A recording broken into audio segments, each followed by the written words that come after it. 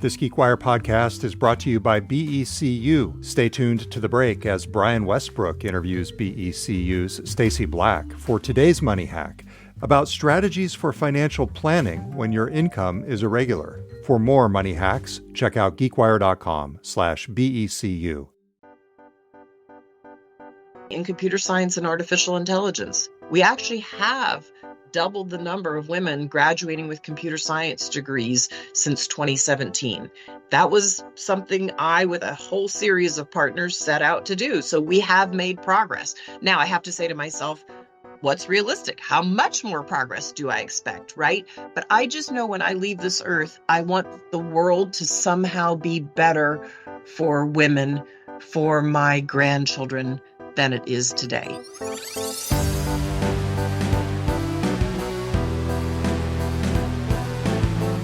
Welcome to GeekWire. I'm GeekWire reporter Lisa Stiffler. Melinda French Gates' new book, The Next Day, is a personal journey through the hard times and challenges that she has faced in life and how she managed and the truths that she discovered from the experiences. Melinda starts with a small hurdle, getting reprimanded by a priest for wearing pink nail polish in her Catholic elementary school. She shares her journey through motherhood and her professional life. A particularly emotional chapter describes the loss of a close friend to cancer. She also writes about coming to her decision to divorce Bill Gates and the importance that meditation and therapy played in finding her way. And the book ends with ruminations on how to live well. Melinda French Gates was educated as a computer scientist and as the head of Pivotal Ventures is a philanthropist, investor, and advocate for equity for women. The Next Day is Melinda's second book, after her 2019 publication of The Moment of Lift. I spoke with her recently in advance of the release of her new book. Melinda French Gates, thank you so much for taking the time for chatting about your new book, The Next Day. I really enjoyed it. I really found that this book was much more personally revealing than The Moment of Lift, which I also really enjoyed.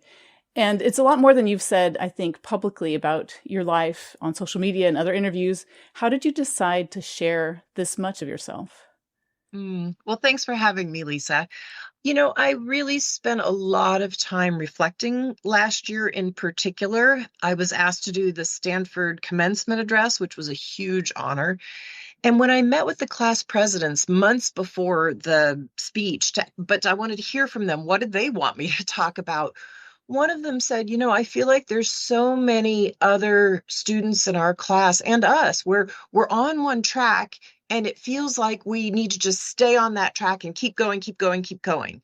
And they said, if you could give us a little bit of advice about how to be willing to maybe change your plans along the way. And so I spoke about that in the graduation speech. And then as I was approaching 60, which I turned 60 last August, I realized, no, I want to do a book about this. I've been through a lot of transitions. Some I expected, some I didn't expect for sure. But we all go through transitions in life. And I thought there were some things I had learned from others, words of wisdom from authors that I admire that might be beneficial to others, that they might find helpful too. Yeah, I loved your inclusion of different comments from other people, from the poets, from other writings, from other folks. Looking at transitions you're making now, you're doing a lot more work with Pivotal, and I want to hear about what you're planning in that space, in that realm. Yeah, so you're absolutely right. I am definitely still in transition, but I made $1 billion commitment last year, shortly after I left the foundation, through my company, Pivotal Ventures. And my plan with that $1 billion commitment is to further women in society, be it in the United States or around the world, but particularly in the United States. And I thought that was incredibly important because I saw the attacks and the rollbacks, and it made no sense to me that my granddaughter, who had just recently been born, was going to grow up with fewer rights than I had. And so I made this commitment in different chunks. One big chunk of it is to go to women in the workplace. How do we make that better for women, including how do we get more women in computer science and artificial intelligence? Another was a big chunk of money to 12 different people across the globe who each get 20 million to spend as they see fit to further these values in society. And then another chunk of it was also around women and how do we make sure that women's organizations, particularly in our country, are not starved for resources, because only 2% of philanthropic dollars go towards women's organizations. And yet we know society is better off when women are in parliaments or in government or have a seat at the table in management or in boards. And so I made this $1 billion commitment signaling where I was going in all these areas. And I know part of your work is in venture capital investments as well at Pivotal. Is there anything in particular you'd like to call out that you're excited about in that space? Sure. So I believe in using every tool in my toolbox. So whether that's investments, whether that's advocacy, whether that's philanthropic dollars, whether that's policy changes, all of those are tools that can advance society. And so in this particular space, I looked at where the barriers were for women. And it really is that when they are creating a business, their ideas are often not funded. And so I decided to fund other limited partners who are funding women-led businesses and people of color businesses. Because guess what? We all have good ideas to contribute to society. And we often have a different lens on society. Society still in the United States, caregiving mostly falls to women, whether it's the young kids or whether it's the older parents. And so we need to fund those businesses. Women have great ideas there so that we can take care of our elderly population and we can take care of the kids in a different way. So my funding goes in those areas. That's great. I totally appreciate that. I have a 16-year-old daughter and an aging mother, and I'm right in the middle of all of this. So more resources would be really appreciated in that space. And you mentioned women and people who are diverse, and there's obviously been this huge backlash in the Trump administration against DEI efforts. Where do you see Pivotal supporting work that lifts up people who are underrepresented in different spaces? My work continues in this area, because I know that society is better off when it represents all of us. Remember, Abraham Lincoln said, our government is of the people, by the people, for the people. And so I believe we will make better policies if our government represents us as citizens. I believe we will have better tools in societies if our companies represent who we are as citizens. In Hollywood, if we're telling the stories that represent all of us. So my work continues. It just doesn't change. And I am looking and seeking and listening more and more to partners on the ground. You know, we have a crisis in our country, a maternal mortality crisis. We have the worst rate of an industrialized country in the world. In fact, we're worse than some middle income countries. That makes zero sense. So I will continue to put, as one example, efforts and dollars, investments and philanthropic dollars in that area. Our guest this week is Melinda French Gates. Her new book is The Next Day. And we'll be back with more after this.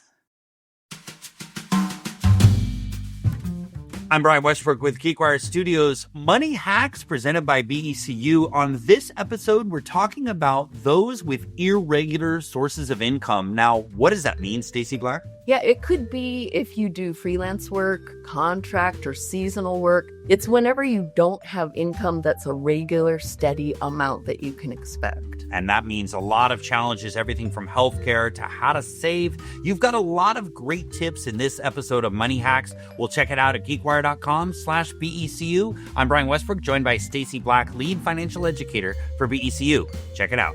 Listen to the full interview and find more episodes of Money Hacks at geekwire.com/BECU and find more information at becu.org.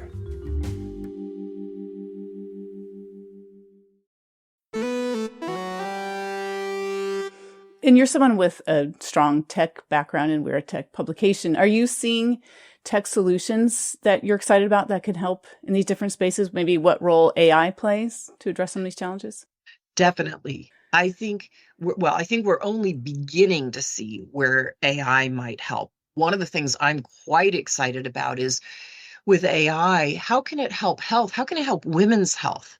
We have a lot of unexplored territory related to women and their bodies, because in science, we've often seen a women's body as sort of same as a man's, but maybe half the dose of a drug. Well, that's not true. We reproduce, we go through menstrual cycle, we go through menopause. So let's look at our drugs that we've got and scan those with AI to see how they might benefit women, right? Let's think about new solutions. So I think we're only on the forefront. I mean, look at how it's changing mammograms already, right? How many people does it take to read a mammogram? They're learning the AI is so good, right, that you can have a doctor and the AI, and believe me, you get a better reading.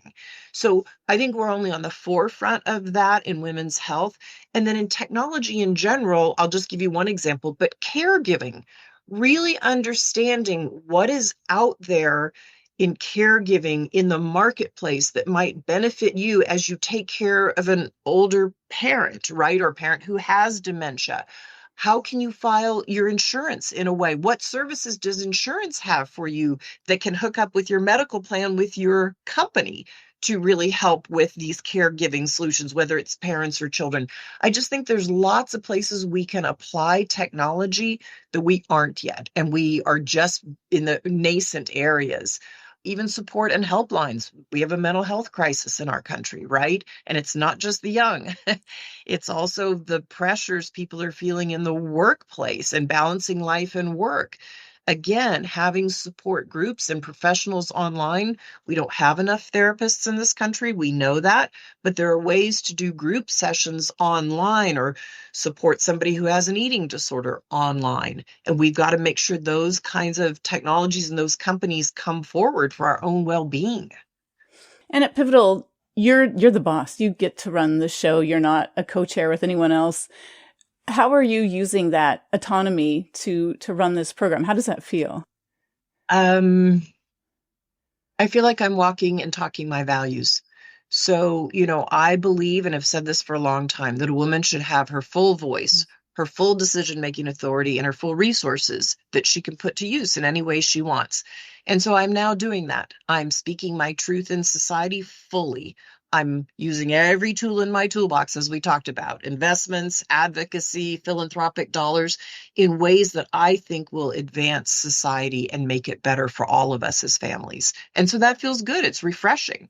It also means I have to have advisors around me and people that I listen to deeply to make sure that, I'm making wise decisions with these resources. I take it as an incredible responsibility. Believe me, I know I'm in a very privileged position to even have resources to spend in this way, but I need to listen deeply. So I'll go out on a learning trip down south here very soon, actually. I need to learn even more deeply, for instance, what's going on with maternal mortality in the South in our country, and where might philanthropic dollars or investments help in that area. I really appreciate that humility you bring to some of these challenges. I respect that approach. Looking back at the book, there's so many different strategies for navigating hard times in there. And I think a lot of Americans are struggling right now with where the direction the country's headed in and some of the challenges that are being faced. What strategies from your own work are you using to sort of navigate these times? I talk about in the book several things, but I guess a few concepts. I talk about, don't be afraid for your plans to change. So I am even looking at my own work and saying, okay, I have these values, I'm headed in this direction, but do I need to shift some things, some tactics, right, against those strategies? I talk about in the book really distilling your inner voice, listening to your inner voice. And this concept, the reason it's called the next day, is pause in the clearing. When you're going through a transition, don't just jump to the next thing.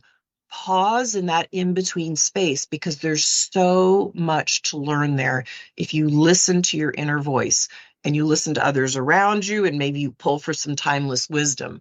And then I also talk a bit about parenting, because I've been on a parenting journey. Now my 3 adult children are all in their 20s. One of them is a mom herself.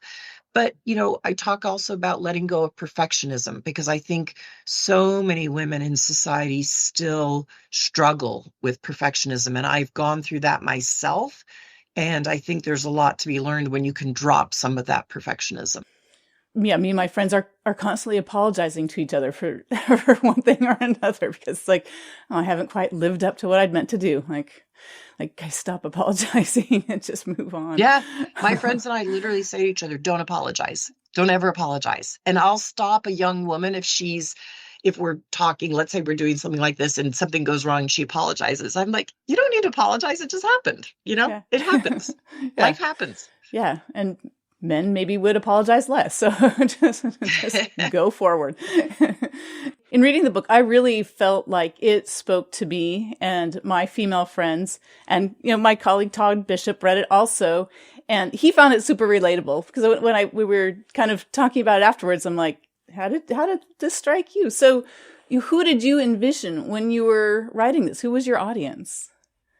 My audience was anybody who is ready to think about change in their life and a transition, because we can't get away from transitions. I mean, by the time you turn my age, you've been through a lot of transitions, right? Like, yeah. I have grandchildren. I turned 60. I left the foundation that I co-founded. But there's so much to learn in it, man or woman. It doesn't matter. All of us, right?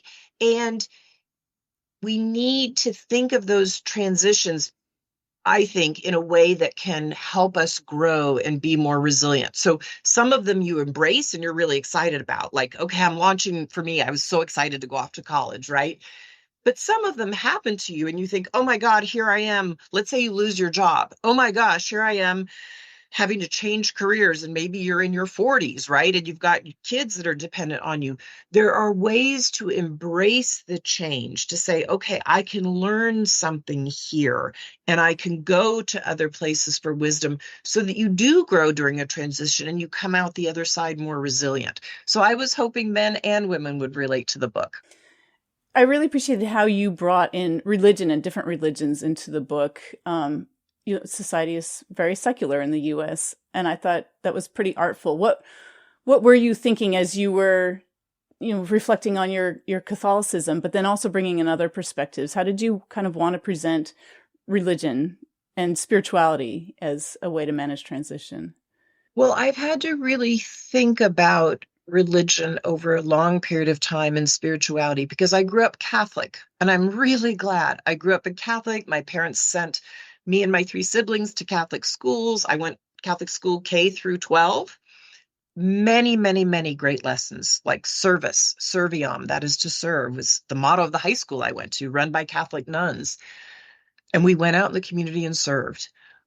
But I had to eventually separate religion and spirituality, because religions are man-made. They have man-made rules. I don't care if it's Buddhism or if you're Muslim or if you're Catholic. They have man-made rules, but at the core of it is tapping into that oneness and that spirituality. And so over time, as I saw things, I was so lucky to travel for the foundation over more than 25 years. I would see things that weren't right in the world and didn't square with my Catholicism. And so I learned that I had to look at some of those man-made rules and say, do I really believe them? No. And so where do I need to let go of some of that to live my true values out in the world? And I've had many, many, many conversations with imams, say in Senegal, or friends who are Jewish, or, people who are Buddhists, and you can learn from one another. And so I felt it was important to include that. I'm part of a spiritual group. There are 8 of us women. We're of different faiths, and we have learned and shared so much by all reading from different religions or different spiritual teachers. And then I pull from that in this book some of the things that have been most meaningful to help me as I've gone through transitions, and hope that maybe they will help others. I'm curious, in your work at Pivotal, kind of returning to looking ahead, at the Gates Foundation, there were a lot of emphasis on metrics and kind of how you're measuring success. When you're kind of, I think, taking more of a general gentle view to how you want to look at your own success, it sounds like, and how you're measuring up. How are you going to feel successful with your work at Pivotal? In my lifetime, if we have advanced women farther and faster, especially in our country, I think that will be measurable. Like, I'll give you one for instance. Okay, in computer science and artificial intelligence, we actually have doubled the number of women graduating with computer science degrees since 2017. That was something I, with a whole series of partners, set out to do. So we have made progress. Now I have to say to myself, what's realistic? How much more progress do I expect, right? But I just know when I leave this earth, I want the world to somehow be better for women, for my grandchildren than it is today. And so I really study the progress of women over time in our country, around the world too. I know a lot about that from my travels and studies there, but really in my lifetime, have I left the world somehow in a better place to my granddaughters and hopefully I'll have my grandsons, than if I hadn't lived. Our guest this week is Melinda French Gates. Her new book is called The Next Day, and we'll be back with more after this. I guess I wonder, just when you get up in the morning, and again, I just feel like the political situation, it's just so heavy. And the work you're doing, I don't want to say it's in opposition to a lot of the priorities or values that are being pushed forward by this administration, but it doesn't feel collaborative perhaps. So again, like when you're digging deep, what are you turning to right now to sort of face your day and to push these objectives that you believe in so strongly?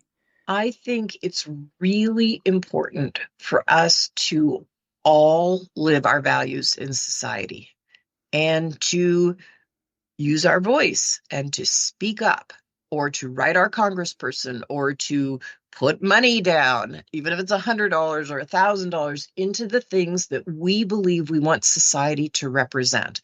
So we are in a period of unbelievable transition right now in the United States. And it's hard to watch, quite honestly, if you're in the news, every hour of every day. So I put my phone down. I take even more time in silence now than I did before. And I am doing what my book says, which is pausing in the clearing to think about, how do I want to work? How should my partners work? Who else do I need to band with together? Because the only thing that creates change is individuals and collectives of individuals. So to me, right now, sometimes it's the pausing and the clearing that helps you get the clarity of exactly where you want to go next. And a lot of my friends and I are, one, taking care of one another, making sure we're seeing the key things we need to see, but also taking time for the small moments, to get up. It snowed last week in Seattle, which it doesn't do very often. We were here, and it was beautiful. And I will promise you, I paused 2 of those half days, and I needed that, right? It was just refreshing, right? I appreciate that. I feel like I'm abusing this call for my own personal therapy. So I appreciate your help. What should people know about the next phase of your life?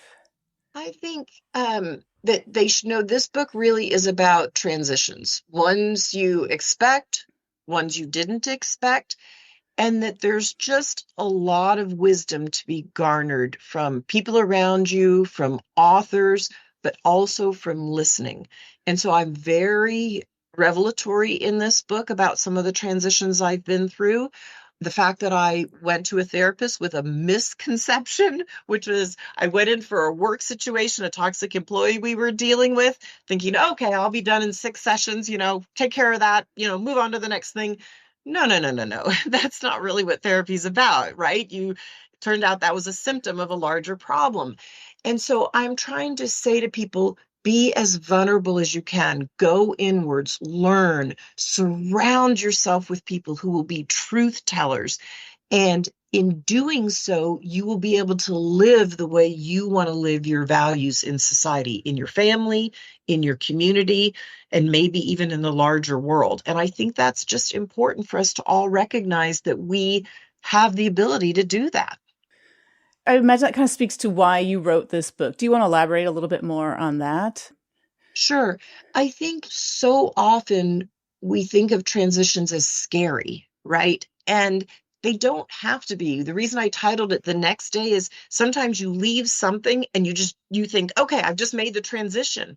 But no, the real work begins on the next day when you wake up and all of a sudden you're in college, or all of a sudden, oh my gosh, I'm not working at the place I used to work the day before. Okay, well, what does that mean? What does that look like? And if you take the time to do your inner work, you're going to get guided into the right direction for yourself and your life and your work.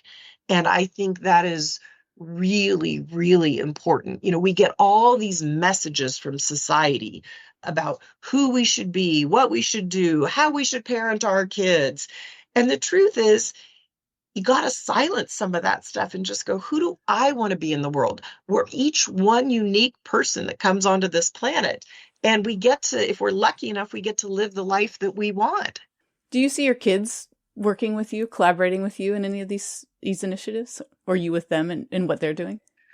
Well, I believe as a mom, part of my job is to teach them how to do philanthropy, not what to do, but how to do it. And I raised all three of my kids on purpose with very deep values. My youngest, Phoebe, who's now 23, spent a lot of time on the continent of Africa, a whole semester, several summers. My oldest daughter, Jen, is in her medical residency right now. So, wow, is she seeing the problems of the medical system, right? For babies and moms and dads. So they will all choose their own paths in life, but I'm certainly talking with them a lot about philanthropy and how they might go about doing it. And that for me is just a joy. And I'm learning from them too, right? So it's exciting. Well, thank you so much for your time. I'm so glad we got this time, Lisa. Absolutely. I really appreciate it. Melinda French Gates' new book is The Next Day. See GeekWire.com for more coverage. Thanks for listening. I'm GeekWire reporter Lisa Stiffler. We'll be back soon for a new episode of the GeekWire Podcast.